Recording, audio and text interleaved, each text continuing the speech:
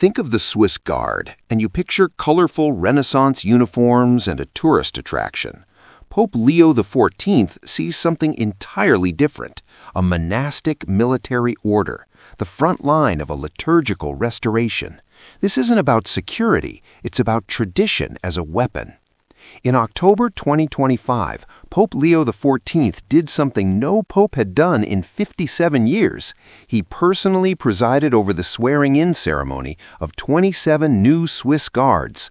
The last pope to do so was Paul VI in 1968. According to Vatican sources, this was more than a ceremonial gesture. It was a statement. The Pope is not just accepting the Guard as his protectors, he is shaping them into the primary vanguard of his traditionalist vision. He told the new recruits to live this mission with conviction. That mission now includes a rigorous new spiritual regimen anchored in the traditional Latin Mass. The change is not merely symbolic. The Swiss Guard barracks are being transformed into a spiritual cloister. The Latin language is being reintroduced as a unifying code for a corps that hails from the German, French, and Italian-speaking regions of Switzerland. In an era where Traditionis Custodes still restricts the Old Mass in many dioceses, the Swiss Guard enjoys a unique exemption. Their liturgical life falls outside the jurisdiction of modernizing administrative departments. The Pope is using the Guard's autonomy to create a living museum of the faith, a place where the ancient rite is not just preserved, but practiced daily, immune to outside policy shifts. The strategic logic is clear.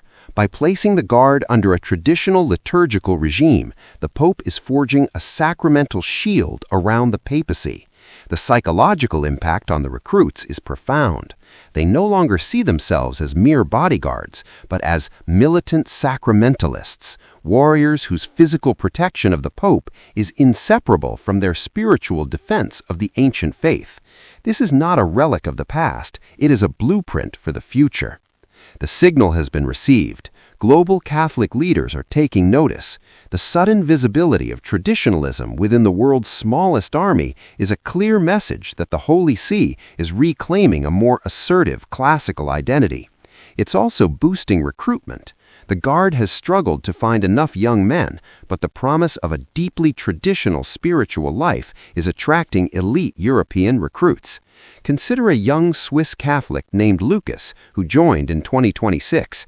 He told a Catholic news outlet, "I wanted to serve the Pope, but I also wanted to serve the Old Mass. Here I can do both." Stories like his are becoming the norm. The Swiss Guard model could serve as a template for other traditionalist enclaves within the global church. If this fortress strategy succeeds, it could ensure the survival of the Latin Rite well beyond Leo XIV's pontificate.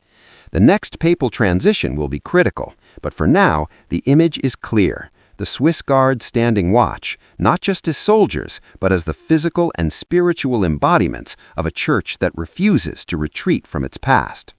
Pope Leo XIV is not just changing uniforms, he is changing the spiritual DNA of the papacy's protectors, and in doing so, he is building a fortress that no secular pressure can breach. The question for every traditionalist Catholic is whether we will join him in that defense.